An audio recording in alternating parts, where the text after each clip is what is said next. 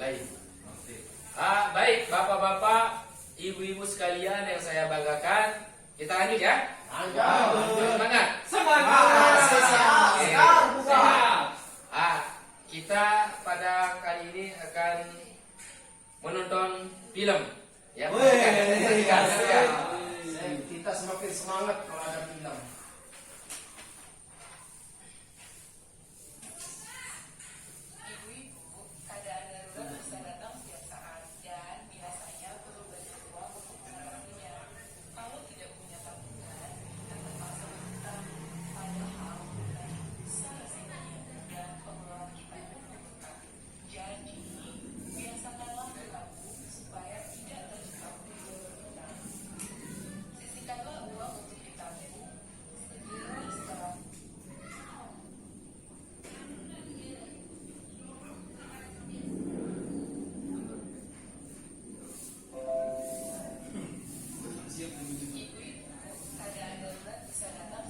Perhatikan bapak-bapak mungkin? Ya.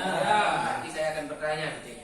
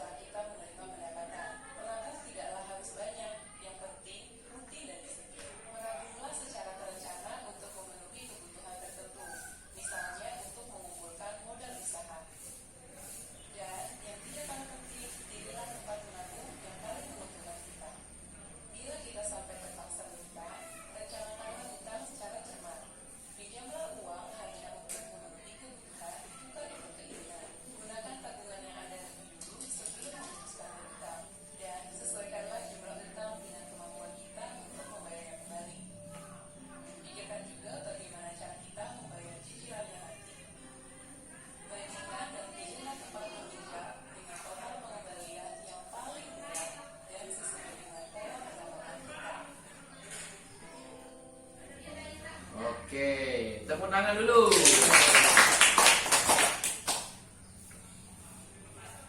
Jadi bapak-bapak, ibu-ibu, tadi saya putarkan film, ya. Film yang menggambarkan bagaimana seharusnya kita meminjam. Tapi sebelumnya saya mau bertanya dulu kepada ibu-ibu, pesan apa yang kita bisa ambil dalam film pendek tadi? Coba untuk kelompok. Pinjam uang sesuai kebutuhan. Oke, kenapa sesuai kebutuhan? Supaya tidak menjadi beban di kemudian Oke, hari. bagus. Kasih aplaus untuk ketua kelompok. Selanjutnya Pak Munajat, bagaimana? Apa yang bisa kita ambil dari film pendek tadi? Sebelum kita meminjam, Ya, nah lebih baik kita cari bagaimana supaya kita itu tidak meminjam. ya. Cuaca Pak, Oke. pendamping. Terakhir. Masukkan celengan. Begitu. Terakhir mungkin ini. Coba Pak Zain gimana? Kalau saya setelah saya menonton video tadi, Oke. yang Terus? saya tangkap itu adalah rajin menabung. Rajin menabung. Baik. Jadi saya mengatasi ketika kita sakit dan supaya tidak kita berhutang. Oke, tepuk tangan untuk kita semua. Nah, jadi terima kasih Nggih, bapak-bapak, ibu-ibu sekalian, atas pendapat dan pendapat teman-teman atau KPM tadi semuanya benar. Jadi yang harus kita perhatikan dalam mengelola keuangan, terutama ya ketika keadaan kita katakanlah sedang susah, membutuhkan uang untuk keperluan yang mendesak, maka mau tidak mau kita yang kekurangan ekonomi ya harus meminjam, ya meminjam uang, baik itu di keluarga kah, kemudian kalau dikasih ya di koperasi kah, kalau dikasih misalkan di bank dan lain sebagainya. Tapi yang paling penting adalah yang harus kita perhatikan yang seperti tadi, ya, bagaimana kemudian kelebihan dan kekurangan tempat kita meminjam tadi. Nah, jangan sampai misalkan walaupun keluarga misalkan dia kasih kita utang 1 juta misalkan, tapi ketika nanti 1 bulan kemudian dikembalikan bisa menjadi 3 juta, ya tidak usah, ya lebih baik misalkan ke koperasi yang katakanlah ketika kita minjam 1 juta, yang dikembalikan ya 1.200.000 kan, itu lebih ringan daripada di keluarga tapi mencekik seperti itu. Nah kemudian yang perlu kita perhatikan juga bahwa kita harus mempunyai rencana yang matang ketika kita ingin meminjam uang atau berutang. Jangan hanya mengikuti keinginan saja, harus benar-benar mempunyai rencana yang bagus. Ya, kalaupun misalkan kita mempunyai celengan, tabungan atau aset-aset lainnya, misalkan mempunyai emas walaupun 2-3 gram, tiba-tiba ada kebutuhan mendesak, maka selama kita masih mempunyai aset yang bisa dijual, tidak usah ngutang dulu, ya jual lah kambingnya misalkan. Tapi kalau memang tidak ada, mari kita berutang, kan gitu. Ya. Kalau memang tidak ada. Solusi terakhir dan tidak ada solusi-solusi yang lain selain berutang.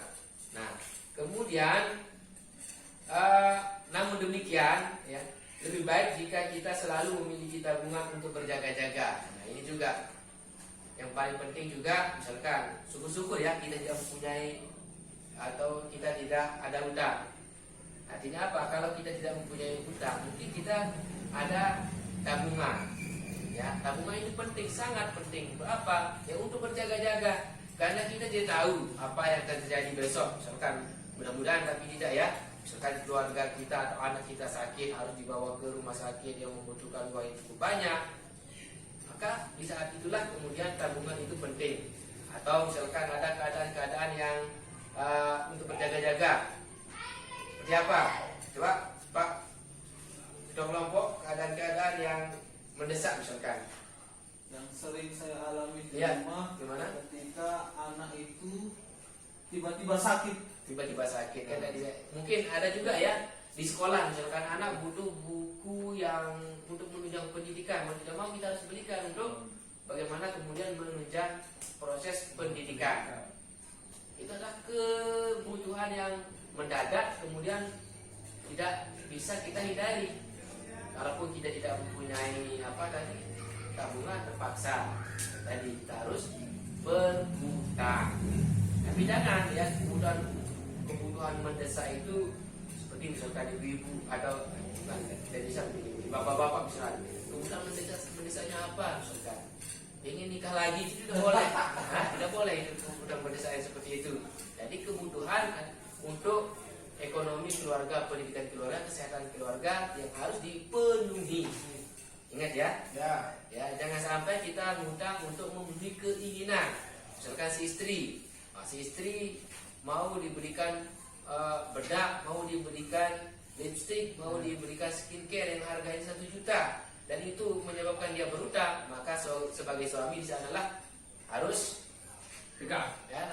ya benar ya, jadi Pengalaman. ya pengalaman itu bagian ya, harus tegas ya, kalau bisa ya ditunda dulu lah beli make upnya, tidak pakai make up juga sudah cantik ya biarkan ya kan gitu. Oke saja ya. Oke.